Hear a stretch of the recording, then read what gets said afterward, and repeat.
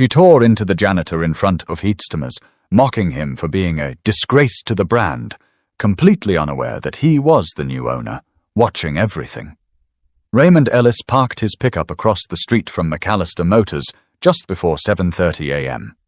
It was still early enough that the parking lot was mostly empty, save for a few employees who liked to clock in ahead of schedule. He sat in the driver's seat a minute longer, staring through the windshield at the glassy facade of the dealership. The sun hadn't fully risen yet, but the fluorescent showroom lights inside were already beaming. He exhaled, grabbed his mop bucket and duffel bag from the passenger side, and stepped out. Khaki work pants, black non-slip shoes, and a blue maintenance shirt with a stitched name tag that read Ray across the chest. He looked like any other janitor in any other city. But Raymond wasn't just any janitor. Not today. Just 3 weeks earlier, he'd finalized the purchase of McAllister Motors through an LLC under his holding company. After nearly 30 years in automotive sales, franchising, and commercial real estate, Raymond had decided to revisit the industry that first gave him a shot. But this time, it would be on his terms. And before signing off on any staff changes or structural shifts, he wanted to understand the place firsthand, unfiltered. A few employees nodded at him as he walked in through the back. Polite but distant. The usual treatment for people in coveralls. Inside, the dealership was already humming, salespeople unlocking cabinets, front desk staff reviewing the schedule. A big delivery of SUVs had come in the night before. Still, no one really noticed Raymond. That was the idea. By 8:15, the general manager had arrived. Colleen Draper clicked in wearing red heels, navy slacks, and a white blouse tucked so tight it looked like it was stitched in place. Her handbag, black leather, stiff edges, slapped against her thigh as she walked past the reception desk. A few sales reps straightened their postures immediately. "Morning, Ms. Draper," one called out. She barely glanced back. "Let's have a strong day, people." Raymond was mopping the showroom floor when she passed him for the first time. Her heels stopped just a few feet away. She turned her head slowly and looked him up and down like he was a puddle in the wrong place. "Who cleared maintenance to be in the showroom during open hours?" she asked sharply, projecting her voice loud enough for 2 customers to glance over. Raymond didn't look up. "Just trying to get the floor cleaned before it gets busy." "Try harder," she snapped. "You're dragging dirt across our high-gloss tile. That mop water looks like coffee. Are you even using a fresh bucket?" He paused, then looked up calmly. "Yes, ma'am."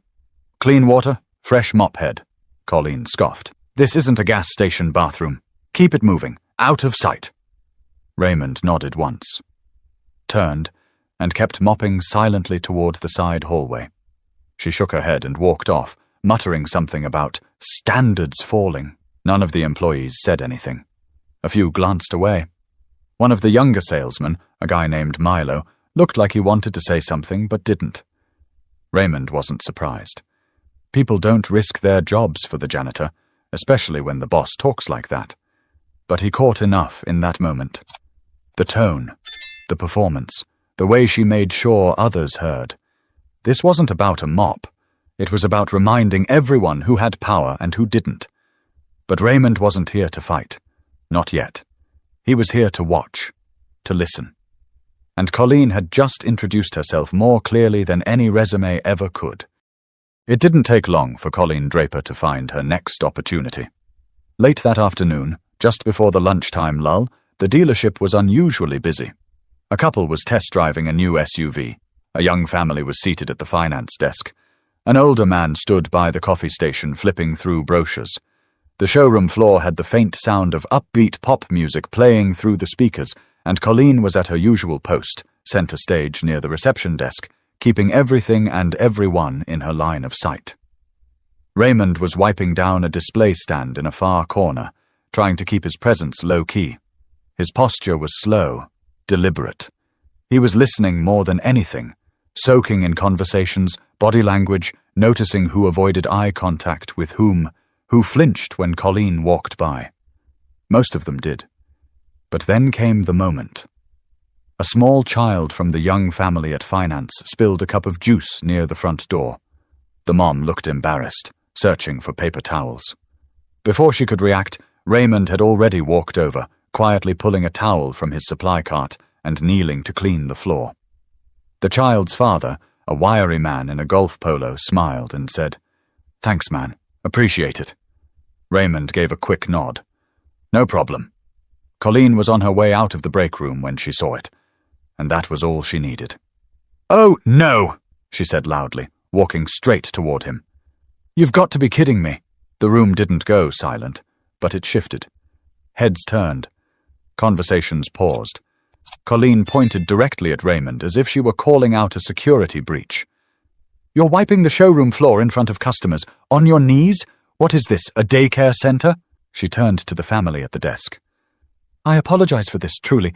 It won't happen again," the mother tried to object. No, he was helping us." But Colleen wasn't listening. "You think this is what we want new buyers seeing? Someone crawling around like a maintenance man from a truck stop?" She looked back at Raymond with disgust. "You are making us look cheap." Raymond stood up slowly, towel still in hand. He didn't say a word, just looked at her. She shook her head in disbelief. "Do you even know how much these cars cost? How hard we work to build a luxury experience here? And you're out here like it's amateur hour?" Milo, the junior sales guy, took a step forward, hesitating. "Miss Draper, maybe it's not your turn, Milo," she snapped, eyes still locked on Raymond. "I have no idea who authorized you, but I'm talking to Marcus in facilities. You shouldn't even be on this floor." Raymond, steady as ever, said in a soft voice, "You done?" Colleen blinked, caught off guard by the tone. "I'm here to work. That's what I'm doing," he said plainly. "Clean messes. Keep the floor safe. That's all I've done." She opened her mouth to speak, but didn't. The stillness in his eyes unnerved her, just for a second. Then she gathered herself. "Keep the floor clean, then, in the service bay. Not out here where people actually spend money." She turned on her heel and walked back toward the office corridor. One of the receptionists, Lana, maybe 24, clearly uncomfortable, tried to give Raymond a small smile as he walked past. He didn't return it. He went back to his cart and kept cleaning, one towel at a time. But now, the room was different. People were whispering, not just about the scene, but about him. The way he stood there, the way he didn't argue. Something about it didn't fit the role. Back in the finance office, the child's father leaned toward his wife. "That guy doesn't look like a janitor." She nodded. "And she looks like trouble." But Colleen didn't care who was watching. She had made her point. What she didn't know was, so had Raymond. The break room at McAllister Motors wasn't fancy, just a couple of round tables, a fridge, a microwave that always smelled faintly of burnt popcorn, and a scratched-up Keurig machine that coughed more than it brewed. Around 1:45 that afternoon, a few employees were catching their breath between shifts, taking bites out of sandwiches and scrolling their phones. Lana, the front desk receptionist, sat next to Milo, the young salesman who hadn't said a word since Colleen's outburst earlier. Across from them was Dana, a finance assistant, who'd been with the dealership for just under a year. She was blunt and didn't sugarcoat much. The kind of woman who always had gum and knew everyone's business. "You saw what happened, right?" Lana asked, voice low but curious. Milo nodded. "Yeah, pretty hard to miss." "She didn't need to go off like that," Dana said, pulling the foil off her turkey wrap. "He didn't do anything wrong. I mean, she's always like that," Milo muttered. "But still, dude was just cleaning up after a kid. She embarrassed him in front of customers," Lana said. "Twice now." Dana leaned back and gave them both a look. "Y'all think something's weird about him?" They looked at her. "What do you mean?" Milo asked. "I don't know. He's not acting like a regular janitor. He doesn't flinch, doesn't look confused or lost. Even the way he talks. It's calm, like he's watching us." Lana hesitated. "You think he's like corporate?" Dana raised her eyebrows. "Wouldn't be the first time someone came in under disguise to see how people act. My cousin works at a resort in Naples. They had a new owner do that last year, pretended to be valet." Milo scoffed. "Yeah, but this is Charlotte. This is a dealership. That doesn't happen here." Dana pointed with her sandwich. "That place changed ownership a few weeks ago. Colleen didn't say much about it, but I heard her snapping at someone in the office about the new buyer keeping a low profile. And get this, they never announced who bought it, just said it was part of some holding group. Lana blinked. You think he's the guy? Dana shrugged. I don't know, but something's off. Milo leaned back in his chair. He wasn't sure if he bought the theory, but the timing made sense. The way Raymond moved through the building, quiet, observing. There was a confidence that didn't match the uniform. I mean, he did stand up to her, Milo said. Didn't flinch, just stared right at her. Dana grinned. And she didn't like that one bit. In the hallway just outside the break room, Raymond had paused for a moment while refilling a cleaning bottle at the utility sink. He could hear bits and pieces of the conversation through the cracked door. Not every word, but enough. Enough to know that whispers had started. The smart ones were beginning to connect dots. That wasn't necessarily a bad thing. He wiped his hands on a towel, looked at his reflection in the utility room's scratched mirror, and gave himself a small, quiet nod. Out in the showroom, Colleen was on the phone. Her voice was louder than necessary, as usual. No, I'm not overreacting, she snapped. He was kneeling on the floor like a janitor from some roadside motel. In the middle of the showroom. Pause. I don't care if facilities said he's new. He's not trained for customer spaces. Pause. Yes, I'll talk to HR if I have to. But he doesn't belong up here. She slammed the receiver down. Back in the break room, the conversation had shifted to safer ground. Lana was back on her phone, Milo chewing slowly, and Dana was scrolling through local job listings, just for fun. But the seed had been planted, and while Colleen clung to her image of control, the room had already started to shift. By the end of his second day at McAllister Motors, Raymond had seen enough to start building a picture, and it wasn't a pretty one. From the outside, the dealership looked polished. The glass windows sparkled, the cars gleamed under LED lights, and the sales staff smiled like they meant it. But behind the shine was a workplace built on fear, favoritism, and silence. It wasn't just Colleen, it was the way her behavior shaped the whole team. Raymond had watched her throw shade at a receptionist for laughing too loudly near the front. She snapped at a porter for touching a showroom model without gloves. And when a technician from service tried to explain a warranty issue to her, she cut him off mid-sentence and walked away without a word. No one ever pushed back. No one asked questions. People moved around her like they were avoiding landmines. Even the assistant manager, Dean Hollow, kept his head down. The man had over a decade of dealership experience and carried himself like someone who'd once had a voice, but gave it up to survive. Raymond noticed how Dean would quietly fix problems behind Colleen's back, smoothing over things she messed up without ever taking credit. Raymond approached him once during a slow hour. "You been here long?" he asked, cleaning the edge of the window where a fingerprint smudged the glass. Dean didn't look up. "Almost 7 years. Seems like you run a tight operation." Dean gave a faint chuckle. "Not my operation." Raymond tilted his head. "Still, you're the one people go to when they need something handled." Dean finally looked at him. Just a glance. "You're not a regular janitor, are you?" Raymond smiled. "Why do you say that?" Dean hesitated. "No offense, just you carry yourself different, like someone who doesn't have to be here." Raymond wiped the cloth on his hand and folded it over the bucket rim. "Maybe I'm just someone who wants to see what goes on when people think no one's watching." Dean nodded slowly, a flicker of something passing behind his eyes. Recognition, maybe, or relief.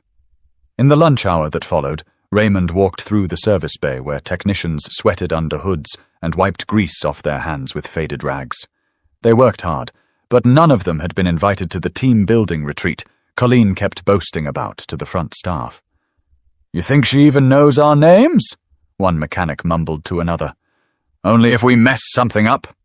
By mid-afternoon, Raymond passed a conference room where Colleen was giving an impromptu speech to the floor team.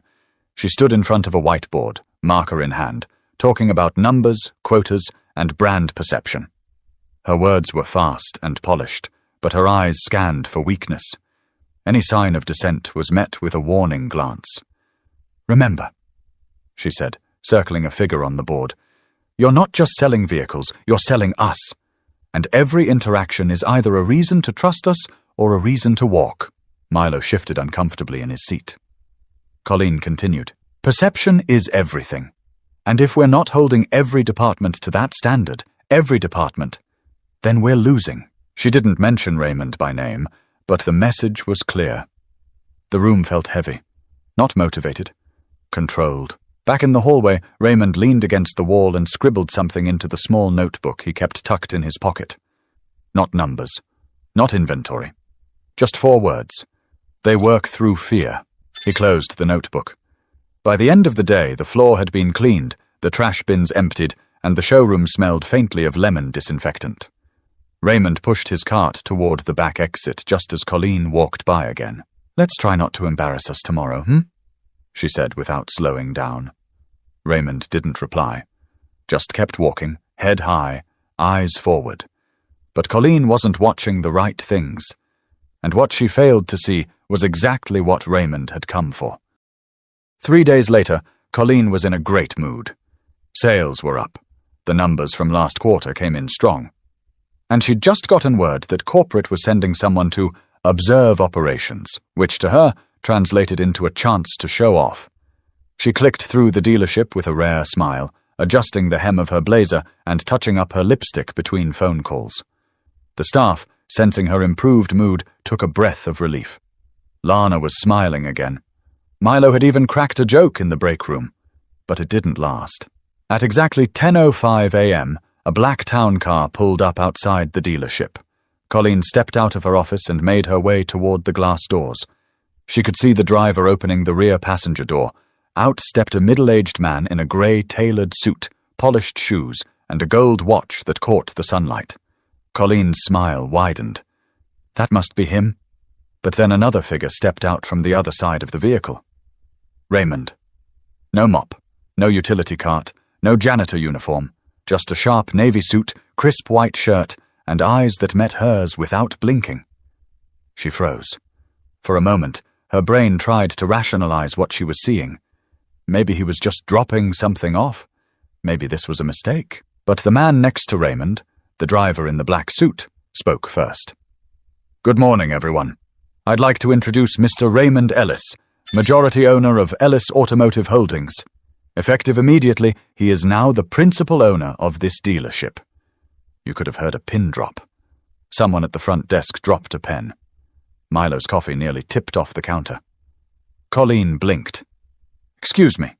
Raymond stepped forward calmly. "You heard him." Her jaw tightened. "You're... what?" He tilted his head slightly. "The janitor?" "Yeah, that was me. For a few days. Just wanted to see how things ran when nobody was watching."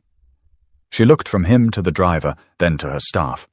Most of them were now standing frozen behind desks or leaning out from offices. Every eye was on her. "That's absurd," she said, voice rising. "You can't just pretend to be someone else and—" "Actually, I can," Raymond said, his voice steady. "And I did. The purchase was finalized 3 weeks ago. Through an LLC, yes. Clean and quiet. I've done it before." "But why?" Colleen asked, disbelief bleeding into her tone. "To see who I'm trusting my business with, and to see how the people working under you are treated." He paused.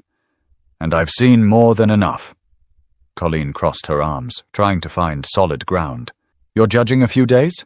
That's not even close to a full picture." Raymond's smile faded. "You judged me in 30 seconds. A silence settled between them. The staff behind her didn't say a word. Raymond continued. "You humiliated me. Twice. Loudly. Not because I made a mistake, but because I didn't look like someone who belonged here." Colleen's face flushed, but she didn't speak. "And if that's how you treat someone you think can't fight back," he added, "then I have to wonder how you treat the rest of my team when I'm not around." He turned to the room. "I'm calling a staff meeting in the next hour. Everyone. Full attendance, including service and detail." Colleen's voice was quiet now. "Am I included in that?" Raymond looked at her evenly. "You'll be addressed." Then he walked away, headed for the conference room. The rest of the staff stood still for a moment longer, then quietly returned to their tasks, exchanging glances, thoughts swirling. In that single moment, the ground had shifted under Colleen Draper's feet, and she was the only one still pretending nothing had changed. But the real reckoning was still to come, and no amount of lipstick or spreadsheets could talk her way out of what was next. 45 minutes later, every single employee of McAllister Motors was gathered in the main conference room. Some leaned against the back wall. A few clutched coffees they hadn't had time to finish. Technicians in coveralls stood shoulder to shoulder with finance associates in business casual. No one quite knew what to expect, except that something big was happening. Raymond stood at the front of the room, hands clasped in front of him. No notes, no slides, just presence. He scanned the room slowly, meeting eyes one by one. "First off," he said, "thanks for being here. I know this wasn't on your schedule." A few heads nodded. No one spoke. "My name is Raymond Ellis. Some of you may know that name, some of you don't. That's okay. What you need to know is, I've just taken over ownership of this dealership, and I didn't come here to put on a show or swing a hammer." He paused. "I came to listen, and I did." There was a ripple of quiet movement in the room, people shifting, glancing sideways. Raymond continued, "I spent a few days here doing the quiet work, mopping floors, taking out trash, listening to the conversations that happen when people think they're not being watched." His eyes landed briefly on Colleen, who stood stiffly near the corner of the room, arms folded tightly, jaw clenched. What I heard, what I saw, told me a lot about this place, about who carries weight, about who feels safe speaking up, and who doesn't. He let the silence hang there. I saw employees walking on eggshells, not because of pressure to perform, but because of fear. Fear of being singled out, dismissed, or humiliated. That's not how you build trust. That's how you drain it. Milo glanced toward Lana. Her arms were crossed, eyes fixed on the floor. Raymond took a step forward. "And I get it. You all need jobs. You've got families, bills, responsibilities. You put your head down and do the work because that's how you survive. But you shouldn't have to survive your workplace." Someone near the back let out a breath they didn't realize they were holding. "I'm not here to play hero," Raymond added. "But I will be making changes. The way this place has been run doesn't match what I stand for, and it certainly doesn't match what I expect from leadership." Now his gaze returned to Colleen. "Miss Draper." She looked up, shoulders tight. "You've been running this dealership for how long?" 5 years, she said, her voice steady but cold. "You've brought in profit, no question. I've seen the numbers. But profit without people means nothing to me. And if your leadership style relies on control through shame, then we've got a problem." A visible shift happened in the room. Someone near the front gave the faintest nod. A whisper moved across the back wall. Colleen opened her mouth. "I've done what I thought was best." "I'm not here to debate," Raymond said, cutting her off politely but firmly. "I'm telling you that your approach doesn't fit here anymore. I'll be reviewing all leadership positions over the next 2 weeks. That includes yours." Her mouth tightened, but she didn't speak again. Raymond turned back to the group. "This place is about to change, starting with transparency, fairness, real communication. If you have ideas, concerns, issues, I want to hear them, not through someone else, directly. I'll be setting up time to meet with every department." A tech near the back crossed his arm, eyes narrowed, not in defiance, but in hope. Raymond let the silence settle again. "This isn't about revenge, it's about respect. And that goes both ways." He gave a small nod. Meetings done. One by one, people filed out. No one rushed, no one said much. But something had shifted again. This time, for real. Shoulders were looser. Heads were higher. Colleen remained in the corner, staring straight ahead. Raymond didn't look at her again. But she knew. She knew this wasn't just about a job. It was about being seen. And now, she couldn't hide behind her title anymore. The next morning, McAllister Motors was quieter than usual, not in the way that meant fewer customers or slower sales, but in a different, heavier kind of silence. People walked into work like they were unsure of where they stood. Some exchanged glances, others kept their heads down. Even Colleen, who usually strutted through the building with the certainty of someone untouchable, walked with slower steps and tighter lips. Raymond had arrived earlier than everyone again. This time, though, he wasn't pushing a mop bucket. He was in the upstairs office suite, the one reserved for ownership, settling into the space that had sat empty for weeks. The door now had a simple plaque that read, R. Ellis. Around 10 a.m. he called for Colleen. She came up with her arms folded and her mouth drawn into a neutral line. She didn't sit until he motioned. "This isn't a courtroom," he said. "You can breathe." She gave a short laugh, dry and bitter. "I suppose you want my resignation?" "No," he said simply. "I want the truth." That stopped her. "I want to know how things got this way. How you convinced yourself that fear would lead to excellence." Colleen sat back. Her voice came slower now, more human. "When I first got here, this place was chaos. Sales were flat. Morale was non-existent. Everyone was too casual. I brought in structure, control, and it worked. We became the top-performing branch in the state. But at what cost?" Raymond asked. She didn't answer. "You humiliated your staff. You turned leadership into a performance," he continued. "You confused discipline with dominance, and that made people afraid to speak. That's not leadership, Colleen. That's insecurity dressed up in authority." "I was trying to keep things tight," she said. "Keep people focused." "You kept them silent," he corrected, "and they still performed, but not because of you. In spite of you." Colleen's face twitched at that. Raymond leaned back, folding his hands. "You're smart, you're capable, and clearly you know how to move numbers. But what you lack is emotional discipline. That matters more than you think." "So what happens now?" she asked. "You're being placed on leave," he said. "Effective immediately. Paid for now. HR will schedule your exit review. You can apply for a position again in 6 months, elsewhere. But here, it's done." She stared at him. Not angry, not even surprised, just hollow. Raymond stood and extended his hand. She looked at it, then shook it without a word. On her way out, she passed Dean, who was waiting just outside the office.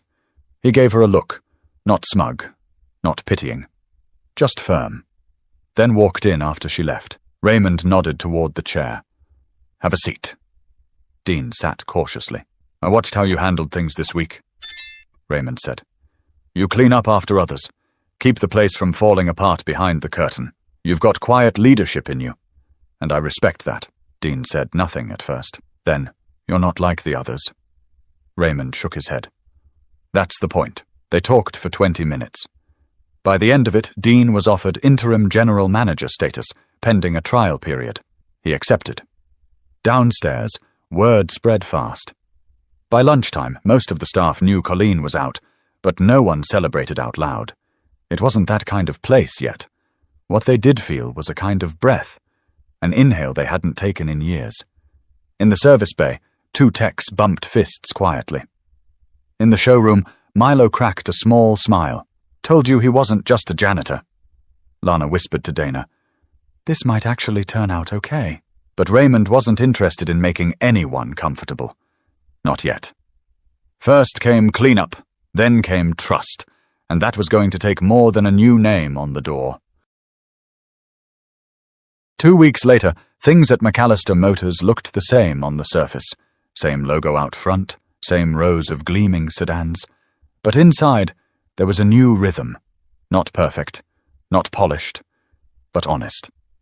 The staff still worked hard, still dealt with difficult customers, still had long days filled with test drives, loan applications, oil changes, and paperwork. But something had shifted in the air. People spoke a little more freely. Jokes returned to the break room. Even the receptionist stopped glancing over her shoulder every time she laughed. Raymond had made a point to meet with each department, individually, then together. Not in conference rooms with cold air conditioning and rigid agendas, but in workspaces with sleeves rolled up and phones turned off. He didn't lecture. He listened, asked questions, took notes. Sometimes he just stood there with his hands in his pockets, watching how people spoke to one another. And slowly, the walls began to come down. On a Friday afternoon, as the week wound down and most employees were gathering near the back lot for an informal cookout organized by Dean, Raymond stepped up onto a small pallet stacked with boxes to address the group. No mic, no formality. "All right, everybody," he said, raising his voice just enough. "Just a few words before the burgers are gone." Laughter rolled through the crowd. He scanned the faces in front of him. Some were still unsure, some already hopeful. A few looked downright relieved. "I bought this dealership because I believe places like this matter. Not because they sell cars, but because they run on people. People who show up early, stay late, solve problems, and make customers feel seen. That doesn't happen just because someone's good at their job. It happens when people feel respected." He paused, letting that word settle. "And that goes both ways. From top to bottom. From management to maintenance. If respect isn't the foundation, the whole thing cracks." Heads nodded around him. Even the service guys, who rarely spoke up, looked his way. "I'm not perfect. I'll miss things. But I promise I won't stop listening. If something's broken, bring it to me. If you've got a better way of doing things, speak up. You don't need a title to have ideas." Lana glanced at Milo, who smiled just a little. Raymond looked around again, then added, "One last thing. The uniform doesn't matter. What you drive doesn't matter. How many zeros are in your account doesn't matter. The way you treat people, that's what matters." A quiet came over the crowd. Not forced, just real. Dean stepped forward, clapping once. Others followed. Then the sound grew. Not roaring applause, just steady, sincere. As people returned to their food and conversations, Raymond stepped down from the pallet. Dana from finance walked over and handed him a soda.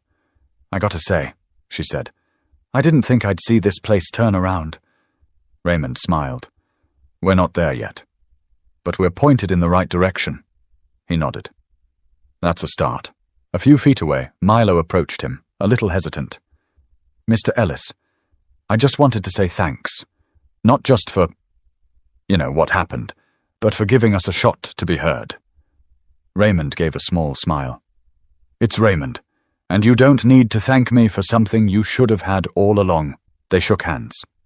Later that evening, as the lot cleared and the sun dropped low over the city skyline, Raymond stood alone near the edge of the service bay.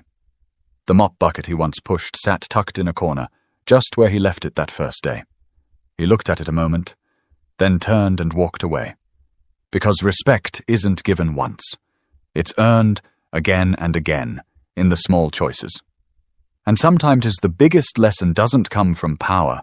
It comes from staying quiet long enough to hear what others never say out loud. If this story meant something to you, take a second to think about how you treat the people around you, especially the ones you overlook. And if you believe respect still matters, don't forget to subscribe for more stories that dig deeper than appearances.